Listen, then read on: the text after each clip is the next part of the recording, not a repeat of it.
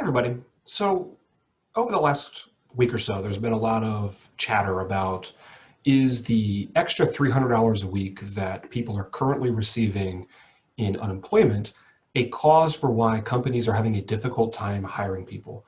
We see stories in the news of McDonald's offering $50 just to come in for an interview, companies unable to hire people, places like Chipotle, some things are doing only online ordering because they don't have enough staff. And so I wanted to just take a couple minutes to look at the data. What does it show?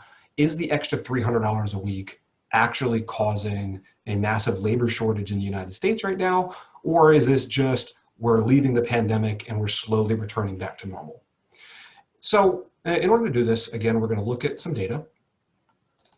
And what we see in this first graph is the number of jobs in the leisure and hospitality industry. This industry is the most relevant to look at because the people that work in these industries, restaurant workers, retail workers, hotel workers, anything that's in a service-related job that typically has a high human contact, most of them fall into this category. There was a large loss in jobs at the start of the pandemic, but we see that in the last several months, this has been on the upward trend. And in fact, in April, they added 331,000 jobs, which was the largest of any of the major industries in the United States. And so there is a reassuring sign that people are returning to work in this industry. If the extra $300 a week were a deterrent, then we would not see this trend upward. So it is a reassuring sign that people are returning to work in this industry. Additionally, this next graph looks at the average weekly hours worked in these industries. And we can see that prior to the pandemic, this fluctuated right around 25 hours a week. During the pandemic, this dropped down to just above 22. And we can see that as of April, it returned to just above 25. A little difficult to tell whether or not this is anything in excess of what we would see earlier than the pandemic. But if this number continues to go upward, 26 or 27 hours a week, that's a sign that the existing workers and companies are being asked to cover extra shifts and work overtime to cover the void that is missing because of the inability of companies to hire people. This is a graph to monitor in the next several months. This could just be this thing continues to fluctuate around 25 and go back to pre-pandemic levels, or it could go higher. But this is a graph worth monitoring. Additionally, if companies are having a hard time hiring people, then we would expect to see them increase the wage rate. And because a higher wage rate would incentivize more people to apply or want to work. One of the things that we have to consider is that people's attitudes towards work in these industries before the pandemic may be different after the pandemic.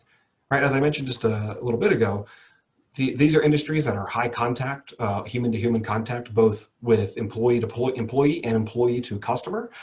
So these are industries, regardless of COVID, that are put people at a greater health risk, and something we might be more cognizant of now.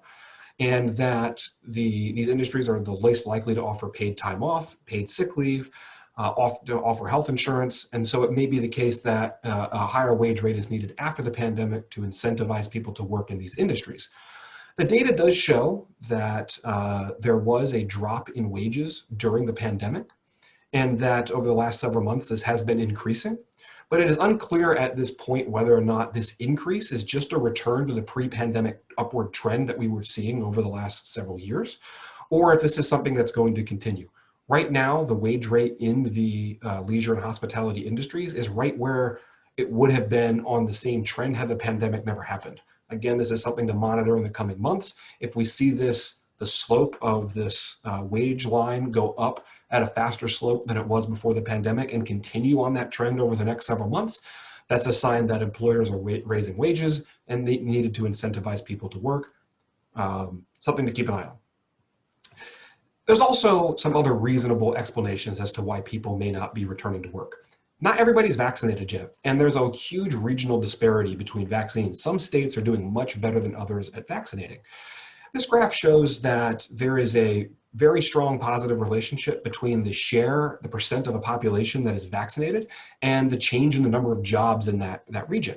Right? The more people that are vaccinated, the more likely people are to go back to work. Right? Not everybody's vaccinated. Not everybody's kids are eligible to get vaccinated yet. And so the health concerns are a real concern that still exists out there. One of the fastest ways we can get the labor market to return to normal is to get as many people vaccinated as quickly as possible. The country is moving in the right direction in that trend, and in the next several months, we should see a very high percentage of the country vaccinated. But again, this varies a lot from state to state, and some states are doing much better than others. And so states that have lower vaccination rates are going to be slower to have their labor markets return to normal. Another thing that's worth considering is that the percent of schools that are fully open is not 100%, right? About 27% of K through 12 schools are still operating in a remote or mostly remote fashion. And if you're a parent who has a kid that can't return to fully in-person schools, it may prevent you from returning to the labor market the way you might want to. And so these are just some quick snapshots of the data. Right now, there is no strong evidence that the extra $300 a week is making a major deterrent in the workforce. People are returning to work. The industries in leisure and hospitality are hiring people. This may have some regional variation, but it's not clear yet that the extra $300 a week on average is a major deterrent in the country.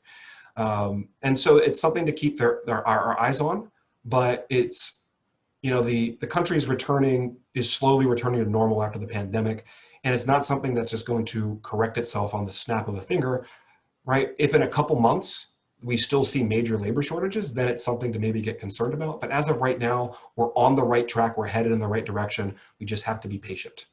Hope this information was helpful. If there are other economic topics or questions you have related to the pandemic or related to other things, post them in the comments and we'll do our best to try to make a video to answer them.